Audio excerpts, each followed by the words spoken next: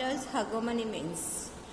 हेगेमनी का मीन्स क्या होता है, इसका मीनिंग क्या है, आज हम इसके बारे में पढ़ेंगे। Now politics is about power. Just as individuals want to gain and retain power, groups too want to gain and retain power. We routinely talk of someone becoming powerful or someone doing something for power.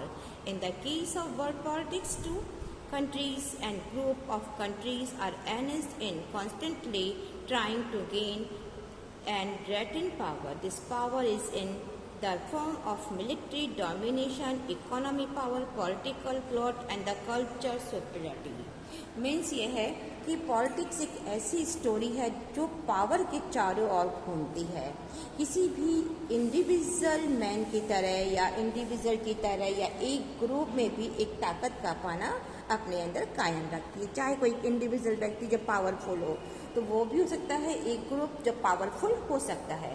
तो अगर हम routine की बात करते हैं कि हम कहते हैं कि ये आदमी जो ये someone man is a very powerful, कि हम ये कहते हैं कि ये आदमी जो है ये बहुत ही पावरफुल है या बहुत ताकतवर है या ताकतवर बनने पर उतारू हुआ है, तुला हुआ है।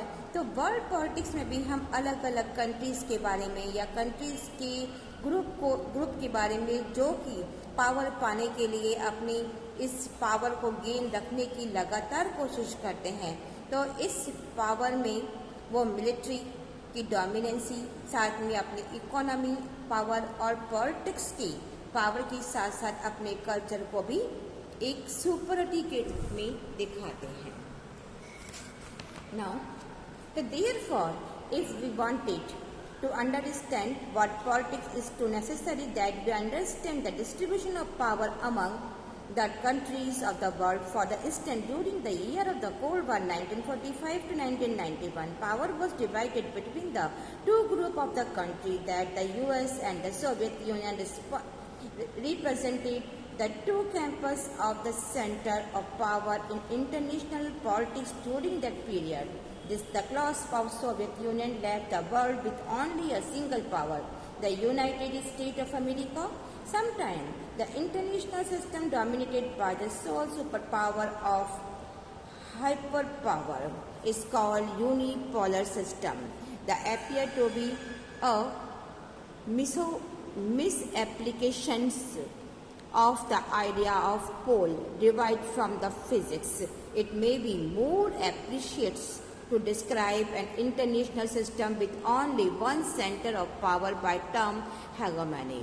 We can identify there were different understanding of what hegemony is. Let us examine each of these meanings of hegemony and relate them to contemporary international politics. Now, इसी कारण अगर हम अपने वर्ल्ड पॉलिटिक्स के बारे में देखते हैं, उसको समझने की कोशिश करते हैं, तो हमने देखा है कि वर्ल्ड पॉलिटिक्स में अलग अलग यानी विभिन्न कंट्रीज़ के बीच में पावर को डिवाइड करना ही पड़ेगा और हमें समझना पड़ेगा। फॉर एग्जांपल के लिए जिस समय कोल्ड वॉर का समय था 1945 से लेकर के 1991 तक, तो उस समय पावर दो अलग अलग ग्रुप के अंदर डिवाइडेड थी।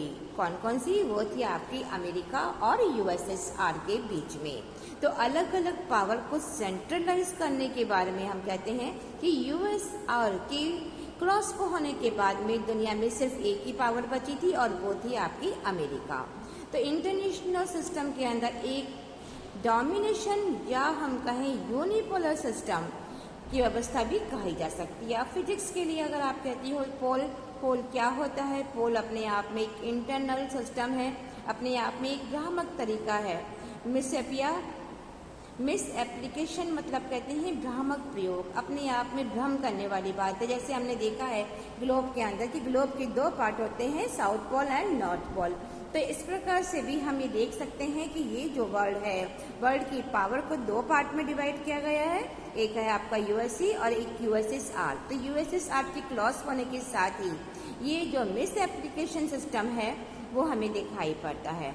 तो इंटरनेशनल सिस्टम में एक ही पावर है और एक ही पावर की और इसको सेंट्रलाइज किया गया है, इसलिए इस पावर के लिए हमने हेगेमनी वर्ड का यूज किया है।